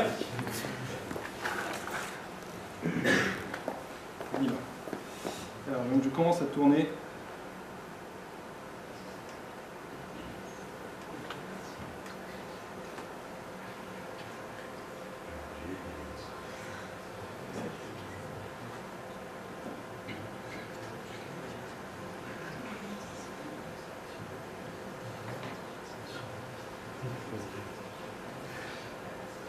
Vous avez encore à lire?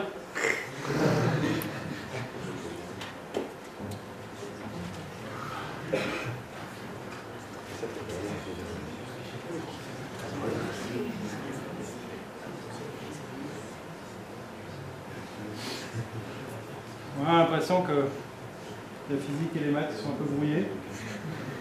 Ce que voulaient les organisateurs. J'inverse le mouvement.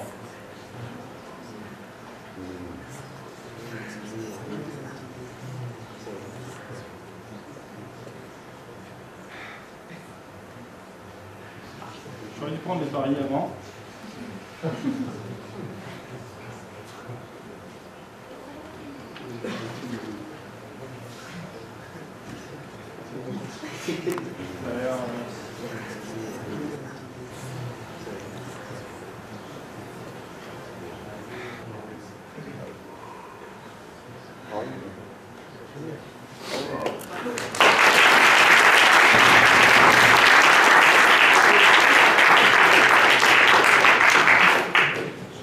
C'est un peu désintégré, mon passage. C'est pas réglé.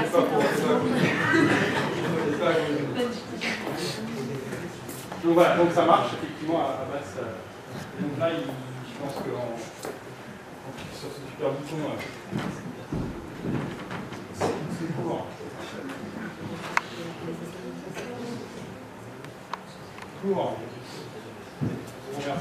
vous remercier aussi et surtout les organisateurs des deux associations, donc Physis et Matrix, qui ont pris le temps de prévoir cette conférence, nous parler de ce projet-là et de tout au long de réserver non seulement juste s'occuper des détails matériels, mais de nous aider à converger sur un contenu et organiser les réunions, etc. Donc merci beaucoup. Ouais.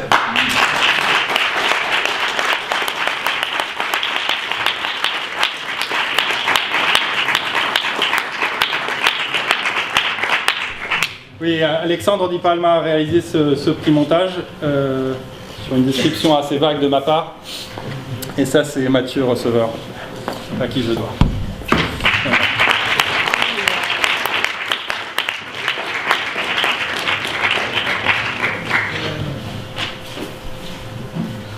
Du coup, on va passer aux questions pour clore la conférence débat.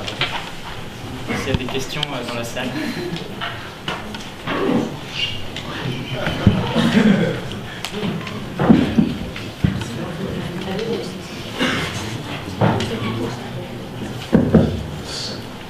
Alors, moi je me demandais dans quelle mesure la sensibilité aux conditions initiales peut être attachée à la théorie du chaos. Est-ce que ça fait partie du même corps des mathématiques ou pas du tout? Dans quelle mesure ça part en vrille et à quelle vitesse?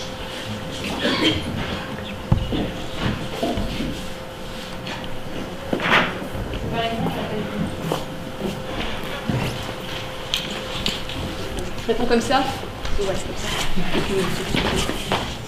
Alors oui, justement, l'exemple qu'on a montré tout à l'heure, que Clément avait fait, c'est vraiment des équations différentielles ordinaires, et ça peut être lié à la théorie du chaos, effectivement. Mais la Stokes, c'est très différent. C'est une équation dynamique partielle, et du coup, quand on dit chaos, on dit un peu plein de choses à la fois. Quand on dit chaos, on dit aussi ce qu'on a vu sur l'expérience de RFS, c'est aussi la propagation du chaos, c'est-à-dire que les particules sont indépendantes les unes des autres. Le chaos, c'est plein de choses. C'est clairement la faveur de Lorentz, on peut appeler ça un truc chaotique. Après, pour la Stokes, je pense que personne n'est capable de dire si c'est plutôt ce qui se passe pour Lorentz qui est ce qui se passe en vrai, ou au contraire si tout est stable. Je ne sais pas du tout.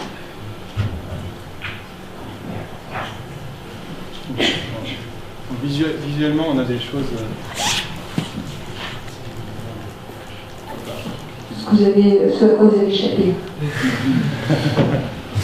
Ouais, visuellement, on voit des choses un peu qui ressemblent un peu à des phénomènes qu'on voit dans ce toy modèle de Lorentz, de la trajectoire de Lorentz, c'est-à-dire on a des trajectoires qui brutalement se séparent. C'est des événements comme ça. Alors en fait, le mélange D se trouve pas être chaotique, mais il y a des gens qui essayent de mesurer justement l'éloignement de particules dans des écoulements comme ça pour voir si on peut définir quelque chose comme une chaoticité dans ce contexte. Justement, j'avais une question, c'est de demander pourquoi est-ce qu'à ce moment-là, on s'oblige à se demander si on a une solution unique. Puisqu'on sait que des conditions initiales infiniment proches, voire même la même, à la limite, pourraient aboutir à des solutions différentes. La turbulence, typiquement ça. On ne peut pas dire que les sens se soit libre, on doit en faire 200, 300, 400 avant de pouvoir faire une moyenne. Tout à fait. Est-ce qu'il ne peut pas y avoir des solutions qui sont des solutions multiples? Alors, d'un point de vue de la physique, effectivement, on va plus s'intéresser aux propriétés statistiques des solutions, mesurer des moyennes, mesurer des fluctuations de ces écoulements. Donc la question, peut-être la renvoyer aux mathématiciens. Oui, parce que c'est dans les conditions qu'il y a des années, la solution existe et qu'elle soit libre. Mais effectivement, c'est un peu deux questions disjointes. L'unicité de ce que devient une solution pour savoir si, notamment l'énergie ou la vitesse, est quelque chose de maîtrisé dans le temps. Et qui est aussi une question différente de savoir ce que fait un ensemble de trajectoires proches et ce qu'elles deviennent et comment elles explorent. C'est un peu la même question qu'en physique statistique finalement entre la propriété d'un ensemble de grands ensembles de particules et la réversibilité ou non de trajectoires microscopiques. Si un flot est stable, forcément il y a une unicité, mais évidemment l'inverse c'est pas vrai. Donc mathématiquement c'est très intéressant de savoir si c'est unique. Par contre physiquement ce qui est intéressant c'est la stabilité évidemment.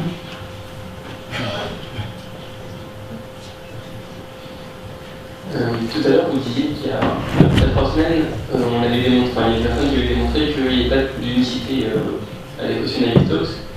Est-ce que ça veut dire qu'il n'y aura jamais de solution trouvable pour cette équation? Est-ce que on peut quand même se dire que est-ce qu'on pourra trouver une loi qui régit ça de manière stable?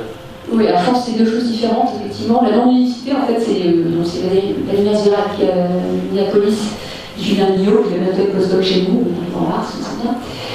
En gros, ce qu'ils ont fait, c'est qu'ils ont construit une donnée initiale, telle qu'au bout d'un certain temps, ils construisent deux solutions. C'est numérique, mais c'est extrêmement convaincant, c'est pas vraiment théorie, à l'équation Navier-Stokes. Mais c'est des solutions, comme j'ai dit, d'énergie finie, pas beaucoup plus. Ça ne veut pas du tout dire que, par ailleurs, si vous prenez une donnée initiale un peu plus régulière, forcément petite, mais un peu moins chahutée, parce qu'initialement elle a une singularité quelque part, alors on peut parler d'une équation. C'est deux questions différentes. L'unicité de la solution, c'est très intéressant d'un point de vue mathématique, on est vraiment très content de savoir que ce truc-là existe maintenant, mais c'est je pense plutôt mathématique. Peut-être que ce sera un outil, ça c'est ce qu'on peut espérer, pour montrer par exemple que certaines solutions explosent en temps fini, en s'appuyant sur cet exemple. Mais c'est quand même deux sujets différents.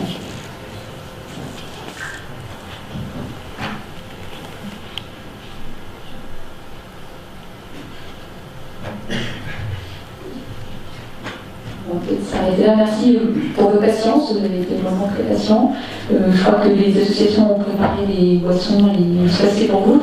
Je me permets d'en parler. C'est très content.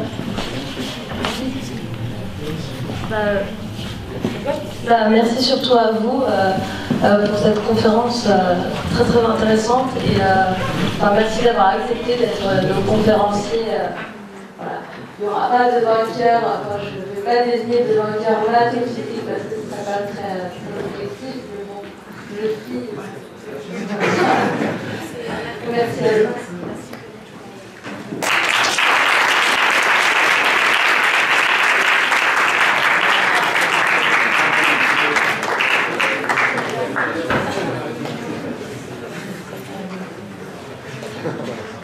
À Bruxelles, il y a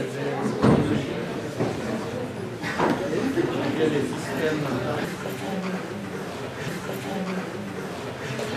Il y avait